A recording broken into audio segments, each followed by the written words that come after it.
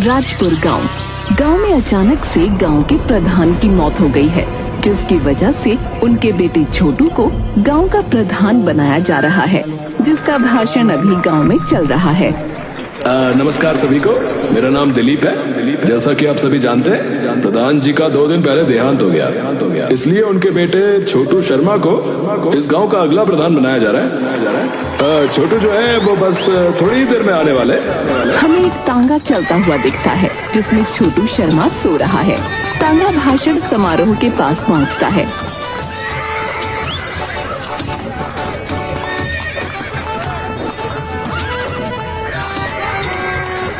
वकील छोटू को उठाता है। छोटू जी उठिए, आपको भाषण देना है, उठिए। राशन देना? राशन? अरे राशन नहीं, भाषण।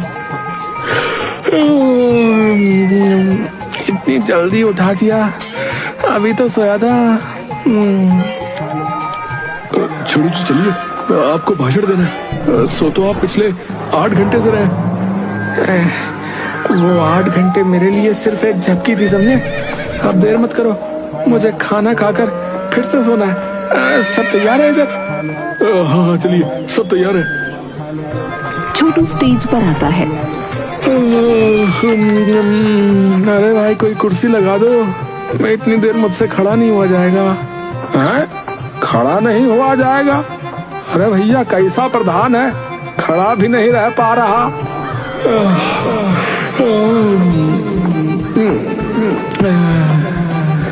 नमस्कार आप सभी को। जैसे कि आप सभी जानते हैं, पिताजी अब इस दुनिया में तो रहे नहीं। उनके जाने के बाद मेरा तो जैसे चैन नींद सब उड़ गई है। लेकिन गांव को संभालने के लिए कोई तो होना चाहिए ना, जिसके लिए मुझे चुना गया है। और मैं अपना कर्तव्य जो है पूरी ईमानदारी से निभाऊंगा। प्रधान जी, गांव में पानी की समस्या बढ़ती जा रही है, इसका समाधान कब होगा? भाई ये भी कोई पूछने की बात है? बारिश आएगी और हो जाएगा समाधान। अरे ये क्या बोल रहा भैया? अब ये मत पूछना कि बारिश कब आएगी। अरे भाई हम प्रधान है, भगवान तो है नहीं जो बता दे कि बरसात कब आएगी है? तभी वकील आकर भाषण को खत्म करता है। जी माफ कीजिएगा, प्रधान जी आज बहुत थक गए हैं। आपके सारे सवालों के जवाब कल जनता दरबार में दिए जाएंगे हैं। चलिए, धन्यवाद। वकील और छोटू तांगे में बैठकर घर वापस आ जाते हैं।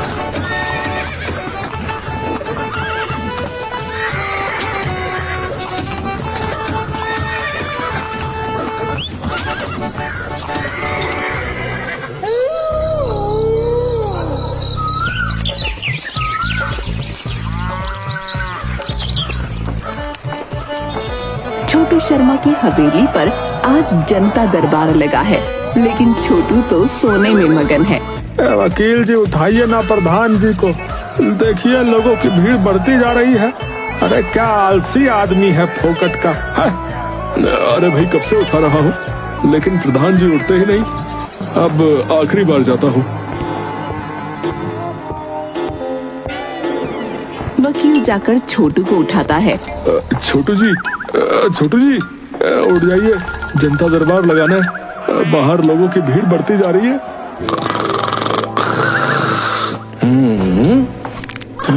अरे इतनी जल्दी सुबह हो गई? अभी तो सोया था। वकील, जनता दरबार बाद में लगाना, पहले हमारे खाने का कुछ बंदोबस्त करो।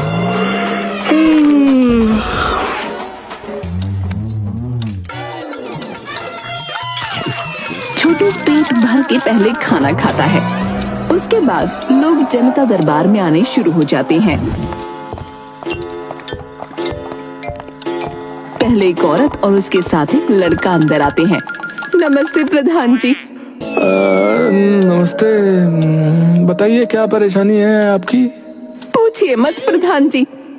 ठीक है, अरे इनका काम हो गया, दूसरे को भेजो। अरे नहीं, रुकिए बताती हूँ। हाँ तो जल्दी कीजिए। क्या कि अभी मुझे सोना भी है आगे। तो वक्त कम है। कुछ साल पहले मेरे पति एक शेर पकड़ने जंगल में गए थे, आज तक नहीं लौटे। तो कहाँ गए आपके पति? शेर के पेट में? तो ये थी आपकी समस्या? नहीं, अब ये मेरा बेटा कहता है मैं उस शेर को मारने जाऊंगा। अरे बेटा ऐसा मत करना, शेर के सामने ये सब नहीं चलता। वो मोबाइल में गेम खेलते हैं ना आजकल, वो क्या कहते हैं, हाँ किचन डिनर। अरे नहीं, चिकन डिनर। हाँ वही वही।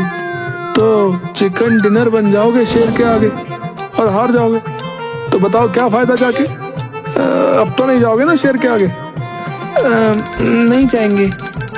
चलो भाई, समस्या का हल निकल गया, किसी और को भेजा जाए। फिर एक बूढ़ी औरत आती है।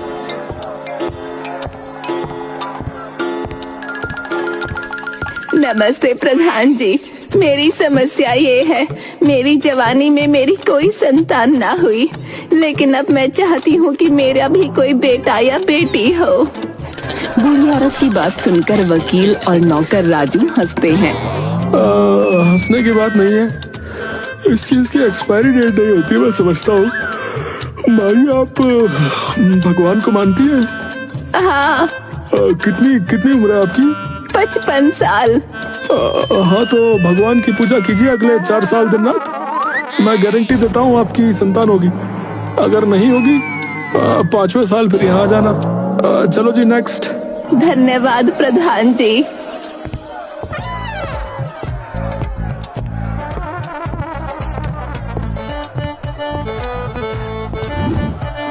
इसके बाद एक लड़की आती है जिसका नाम शर्मीली है। नमस्ते प्रधान जी, मेरी समस्या ये है कि गांव के लोग मुझसे बात ही नहीं करते, सब बोलते हैं कि तुम बोलती बहुत हो। अब ये बताइए, भगवान ने मुंह क्या बंद रखने के लिए दिया है? अरे लड़की बोलेगी नहीं तो क्या करेगी? कोई जुर्म थोड़ी कर रही हूँ, बस थोड़ी सी बातचीत ही तो करती हूँ। शर्मीली चपड़ चपड़ बोलती ही रहती है।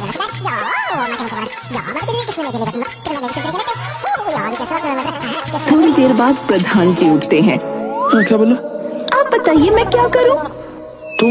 तुम जो है ना, अपने घर में एक बड़ा सा आईना लगाओ और उसके सामने बैठकर बोला करो, तुम्हारी समस्या खत्म हो जाएगी। अरे ये तो मैंने सोचा ही नहीं। आपका धन्यवाद प्रधान जी, मैं चलती हूँ।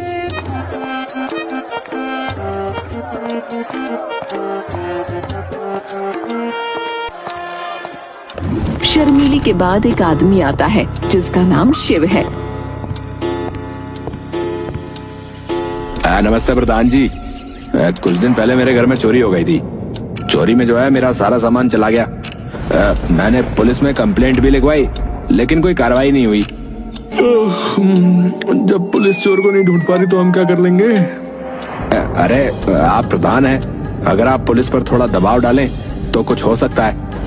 मेरे पास उनकी एक तस्वीर भी है जो हमारे पास रह रहे एक व्यक्ति ने ली। शिव वो तस्वीर छोटू को दिखाता है। तस्वीर में सिर्फ चोर की पीठ दिख रही है। वाह क्या तस्वीर ली है, इसमें क्या होगा? चलिए हम दरोगा से जाके मिलते हैं। राजू, अरे आज का जनता दरबार खत्म करो यार अब।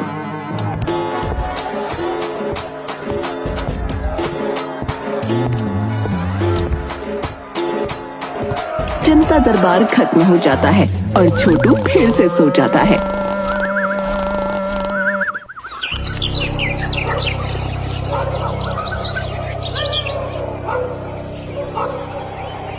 गांव के थाने में प्रधान जी की चर्चा चल रही है। दरोगा चंदन अंदर बैठे हैं और दोनों कांस्टेबल बाहर खड़े होकर गप्पे मार रहे हैं। अरे क्या यार, गांव वालों ने भी किसे प्रधान बना दिया? हाँ दिन भर तो सोता रहता है, क्या देखभाल करेगा ये गांव की? अरे पता नहीं, पर गांव की लुटिया तो डुबोएगा ही। तभी सामने से छोटू अपने तांगे में आता है।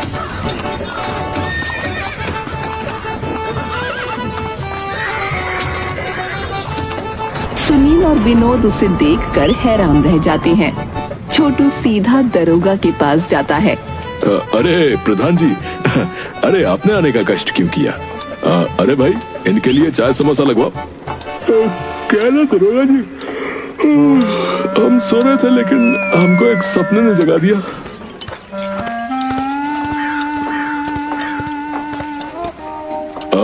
अरे वो सब तो ठीक है, पर आप समोसा खाइए ना पहले, फेमस है हमारे यहाँ के। यहाँ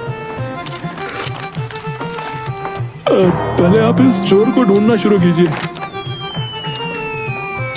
इस तस्वीर में तो कुछ दिख ही नहीं रहा है। क्या ना दरोगा जी, हमने सुना है पुलिस की सूंघने की क्षमता कुत्ते से भी तेज होती है। तो बस सूंघ लीजिए इन्हें, कल तक ही हमें मिल जाने चाहिए हैं। दरोगा के पसीने छूट जाते हैं। और वकील जी, ये सारे समोसे पैक कर लीजिए, हम घर पर खाएंगे, यहाँ के फेमस है ना।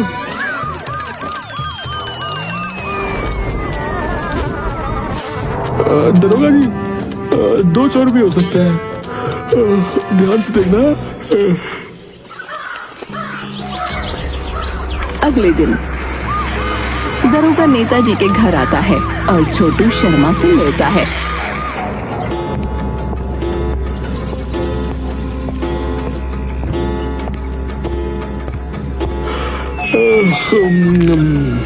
आइए दरोगा जी, आशा करता हूँ कोई खुशखबरी लाएंगे। बस इतना ही बोलूंगा प्रधान जी, अब आप दिन रात सो सकते हैं। वो चोर जो है वो पकड़े गए, पर ससुरों ने सारा सामान बेच दिया। ये करी ना आपने कुछ मर्द वाली बात। सामान का छोड़िए, सामान तो दूसरा बन जाएगा और क्या। वैसे हम खुश हैं कि आप गाँव वालों का इतना सोच रहे हैं। अरे गाँव वालों का नहीं, अपना सोच रहे हैं। क्या ना, हमको नींद नहीं आ रही, बार बार यही चीज घूम रही दिमाग में। लेकिन खैर, अब चैन से सोएंगे। तो कब आएंगे आप इन चोरों को देखने? अरे हम कहाँ आ पाएंगे, अब सोएंगे या इन चोरों को देखते रहेंगे? भाई, इसका जिम्मा आपका है, आप पकड़िए ना। अब हमारे खाने और सोने का टाइम होने वाला है। अच्छा ठीक है, चलता हूँ प्रधान जी, नमस्कार।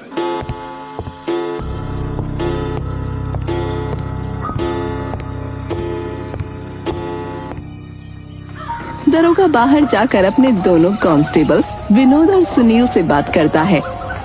अरे सुनील और विनोद, ये बात किसी और को पता नहीं लगनी चाहिए कि वो चोर अभी तक पकड़े नहीं गए। सर जी, अगर ये प्रधान थाने में आ गया तो? अरे ये आलसी राम है, आलसी राम, ये नहीं आने वाला। इसको खाने और सोने से फुर्सत मिले तो ये कुछ काम करेगा ना। और अगर आ भी गया तो किसी और कैदी को दिखा देंगे। राइट विनोद, तू बहुत आगे जाएगा। तीनों हंसते हुए वहां से निकल जाते हैं।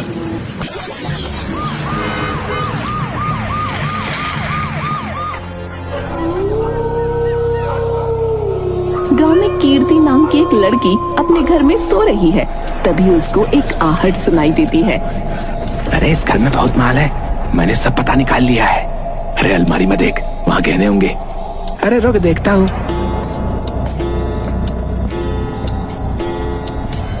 चोर अलमारी खोलता है जिसमें बहुत सारे सोने चांदी के गहने रखे हैं। तभी कीर्ति चिल्लाती है, चोर चोर, हमारे घर में चोर घुस गए हैं, चोर। अरे इसको चुप करा यार, है? नहीं तो सारे लोग जाग जाएंगे।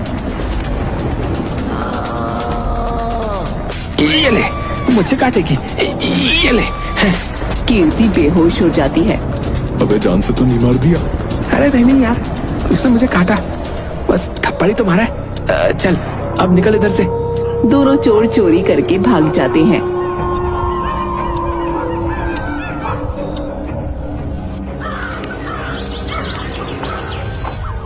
सुबह कीर्ति, जिसके घर में पिछली रात चोरी हुई थी, छोटू के घर पर आती है और छोटू को खरी खोटी सुनाती है। जब से आप प्रधान बने हैं, गांव में चोरियां बढ़ती जा रही हैं। वैसे तो मुझे पुलिस के पास जाना चाहिए था, लेकिन जिस गांव का प्रधान आप जैसा आलसी हो, उस गांव की पुलिस कैसी होगी? लड़की, तभी से बात करो। मैं नहीं डरती किसी से। इस प्रधान ने तुम्हें गुलाम बना के रखा होगा, मुझे नहीं। अगर तुम सब मिलकर 2 चोरों को नहीं पकड़ पा रहे हो तो थू है तुम पर। देखो ज्यादा मत बोलो, वरना अभी ये सिर फेंक कर मारूंगा। अरे जा, इतना बड़ा प्रधान है तो पहले इन चोरों को पकड़ के दिखा जो मेरे सारे गहने और पैसे कल रात चोरी करके ले गए। ये कहकर कीर्ति वहाँ से चली जाती है।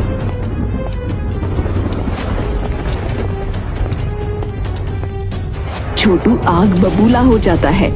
वकील, अरे मुझे एक पेन और पेपर दो, जल्दी से, जल्दी दो। छोटू पेन पेपर पर एक संदेश लिखता है।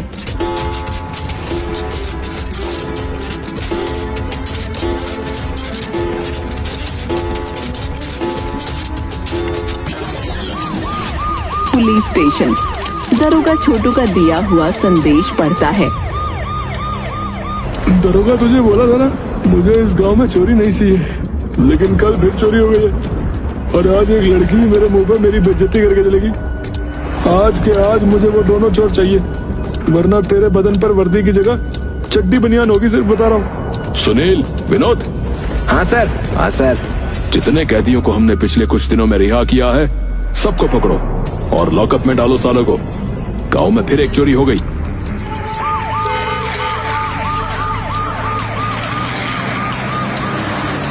दरोगा के कांस्टेबल सुनील, विनोद बहुत से कैदियों को पकड़कर लॉकअप में डालते हैं। दरोगा कैदियों से सख्ती से पूछताछ करता है। सर, मैं नहीं जानता कि चोरी किसने की।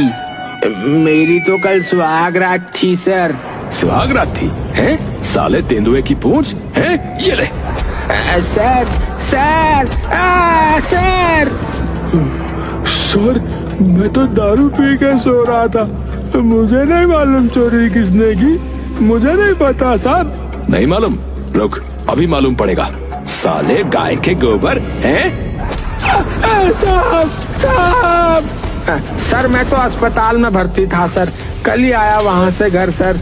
साले मच्छर की जात हैं? वहाँ मर क्यों नहीं गया? ये ले। अरे सर, सर। सुनील, विनोद थाने के बाहर खड़े हैं और अंदर से कैदियों के चिल्लाने की आवाज आ रही है। अरे sir, sir, sir, sir, sir, अरे सर, अरे साहब मत मारो साहब। छोटू अपने कमरे में सो रहा है, तभी उसे एक सपना आता है। तू आलसी प्रधान है, तुझे बस खाना और सोना आता है। देख आज मैं तेरे साथ क्या करती हूँ। कीर्ति अपने हाथ में बहुत सारा खाना लेती है। आलसी कहीं के, तू खाने के बिना नहीं जी सकता ना। ये इस गांव का बचा आखिरी खाना है, इसके बिना तू क्या करेगा? नहीं, ऐसा मत करना, मैं खाने के बिना नहीं रह सकता। तब जा फिर। नहीं। वकील उसके पास आता है। क्या हुआ प्रधान जी, बुरा सपना देखा क्या है? बहुत बुरा, बहुत बुरा। सुनो, दरोगा ने उन चोरों को पकड़ा गया। अभी तक तो नहीं प्रधान जी। मुझे नींद नहीं आ रही वकील। बार बार वो लड़की सपने में आकर मेरा खाना फेंक रही है इधर उधर। कोई उपाय बताओ। वकील छोटू को एक बर्फी देता है। ये लीजिए प्रधान जी, इस बर्फी में नींद की दवाई मिली हुई है। इसको खाने के बाद वो लड़की तो क्या, यमराज भी आ जाए ना तो भी नहीं उठोगे आप। हाँ, ये तुम्हारे पास कहाँ से आई? वो मैं रखता हूँ अपने पास। क्या है ना, मेरी बीवी भी बहुत बोलती है, इसलिए रात में कभी कभी इसकी जरूरत पड़ती है। छोटू बर्फी को खा लेता है और फिर से सो जाता है। इधर दरोगा अपने थाने में बैठकर कुछ सोच रहा है, तभी उसके पास विनोद आता है। क्या हुआ सर, मिला चोर? हैरान हूं मैं तो, सबको इतना मार लिया मगर चोर इनमें से कोई नहीं है। समझ नहीं आ रहा कि फिर चोर है कौन। सर, हो सकता है कोई जानने वाला हो प्रधान जी का। वैसे ये बता, तू कल रात कहाँ था? सर आप मुझ पर शक कर रहे हो सर? दरोगा विनोद को गुस्से से देखता है।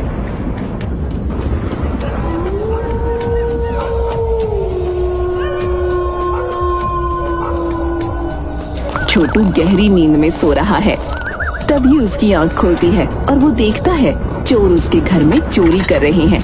अरे वाह यार, कितना माल है इसमें तो। चांदी चांदी है अपनी अब। हाँ यार सही करे, इस चोरी के बाद शहर चले जाएंगे। क्या रखा है इस गांव में वैसे भी? अब बड़े धीरे बोल, कहीं ये मोटा उठ ना जाए।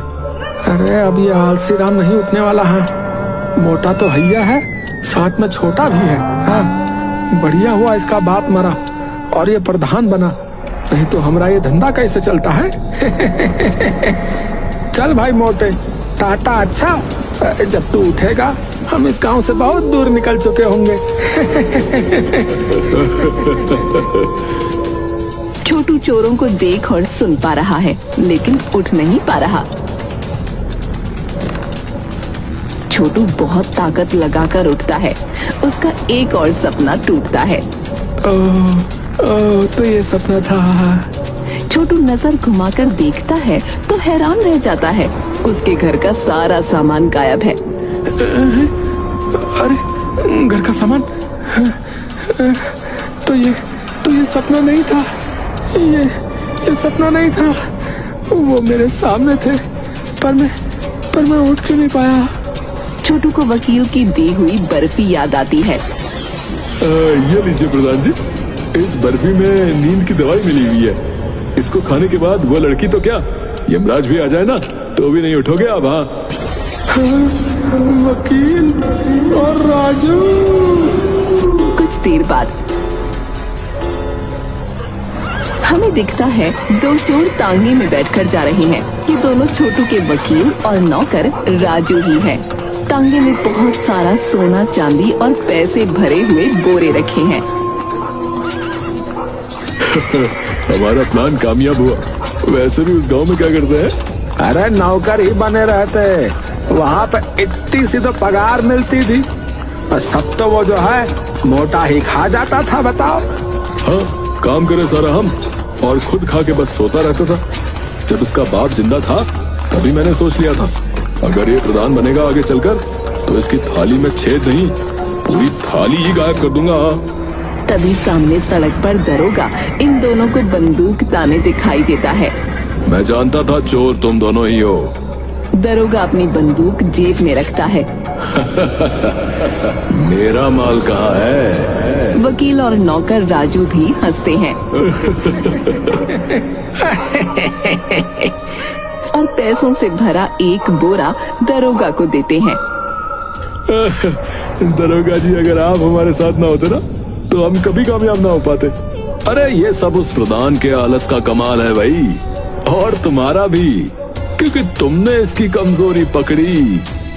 लेकिन आपको शुक्रिया मेरे दो कांस्टेबलों का भी करना होगा, क्योंकि चोरी का इल्जाम मैंने उन दोनों के सर ही डाल दिया है। और कोई कुछ जान भी नहीं पाया, मोरा कहीं कहा। इसीलिए कहते हैं अपनी कमजोरी किसी को मत बताओ।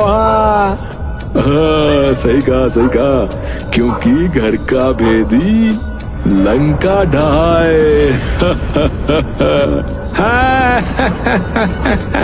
तीनों जोर जोर से हंसने लगते हैं।